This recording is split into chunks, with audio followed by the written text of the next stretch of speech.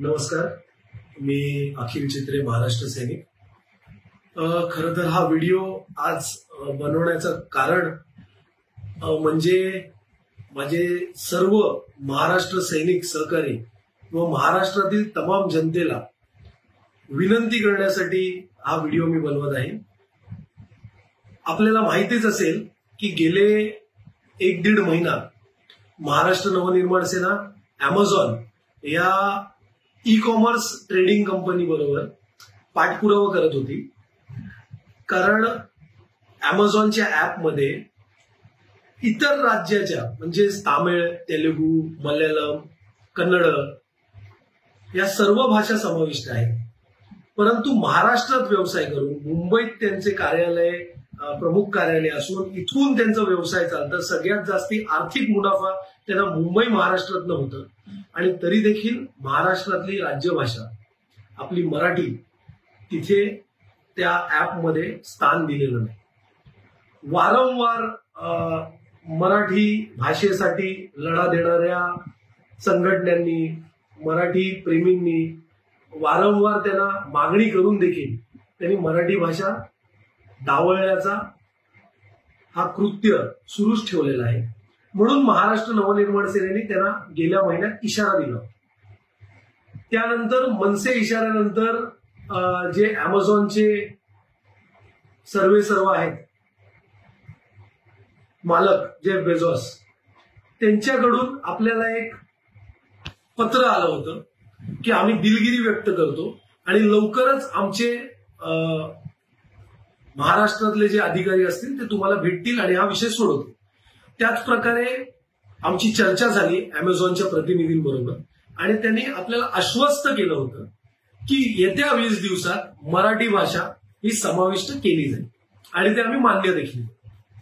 एका बाजूला अॅमेझॉन आपल्याशी चर्चा करत होती आणि दुसऱ्या बाजूला 21व्या दिवशी जेव्हा ते मराठी करण्याचा त्यांनी आपल्याला शब्द दिला होता, त्याच दिवशी महाराष्ट्र नवनिर्माण सेनेच्या पदाधिकाऱ्यांना, मला देखील नोटीस आली, खोटे खटले टाकण्यात आले, माननीय सत्र न्यायालयात इंजंक्शन सूट फाईल करण्यात आली की महाराष्ट्र नवनिर्माण सेनेचे जे कार्यकर्ते आहेत त्यांच्यावर बंदी घालण्यात यावी की त्यांनी अॅमेझॉनच्या कोणत्याही कार्यालयात ते तिकडे जाऊ शकणार नाही, त्यांना तिकडे बंदी घाला, अशा प्रकारची मागणी इंजंक्शन सूटमध्ये करण्यात आली। एका बाजूला चर्चा करायची की आम्ही मराठी करणार आणि दुसऱ्या बाजूला मराठीचा द्वेष हा हेतू ठेवून अशा प्रकारचे खटले टाकायचे। यांनी अॅमेझॉनचा जो हेतू आहे तो स्पष्ट झालेला आहे। म्हणून अशा मराठी द्वेषी, मराठी द्रोही हे जे काही कंपन्या आहेत त्यांच्या विरुद्ध सनदशीर मार्गाने महाराष्ट्र नवनिर्माण सेना पाठपुरावा करत होती, पण त्यांना हा मार्ग स्वीकार नाही, म्हणून त्यांनी आपली कोणतीही मागणी, ती एकच मागणी होती मराठी समाविष्ट करून घेण्याची, ती केलेली नाही। म्हणून आजपासून एक मोहीम आपण हाती घेतलेली आहे आणि मी आपल्या सगळ्यांना अपील करतो, विनंती करतो की आपण ती मोहीम यशस्वी करावी। ती मोहीम म्हणजे no Marathi no Amazon, hashtag आहे #नो मराठी #नो अॅमेझॉन। या अॅमेझॉन या मुजोर कंपनीवरती बहिष्कार घालणं हे प्रत्येक मराठी माणसाचं कर्तव्य आहे, प्रत्येक महाराष्ट्र प्रेमीचं कर्तव्य आहे। म्हणून मी आपल्याला या व्हिडिओ मार्फत विनंती करण्यासाठी आलेलो आहे आपल्या समोर। त्यांनी कोर्टात एक युक्तिवाद केला त्यांच्या वकिलांनी, त्यांचं असं म्हणणं आहे की मराठी हे आम्ही सामील करू शकत नाही, कारण आमच्याकडे मराठीचे तेवढे इंटरफेसमध्ये सबस्क्रायबर नाहीयेत किंवा तितके लोक मराठी युजर्स नाहीयेत। हे सपशेल खोटं होतं।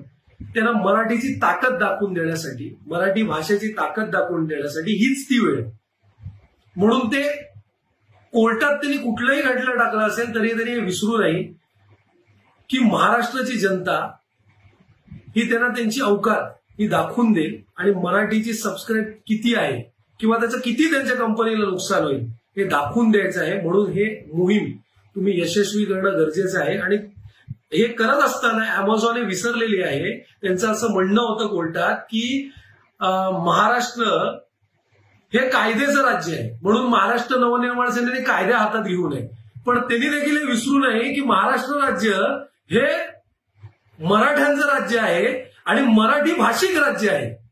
म्हणून मराठी हे इकडे आम्ही तुम्हाला करण्यास भाग पाडणार. अन्यथा जर तुम्ही मराठी करणार नसाल, तुम्हाला जर मराठी मान्य नाही तर आम्हाला तुम्ही मान्य नाही.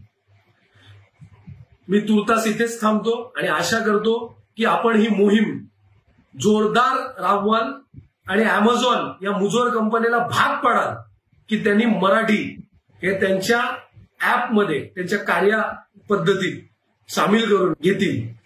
तुर्तास इथेच थांबतो. जय हिंद, जय महाराष्ट्र.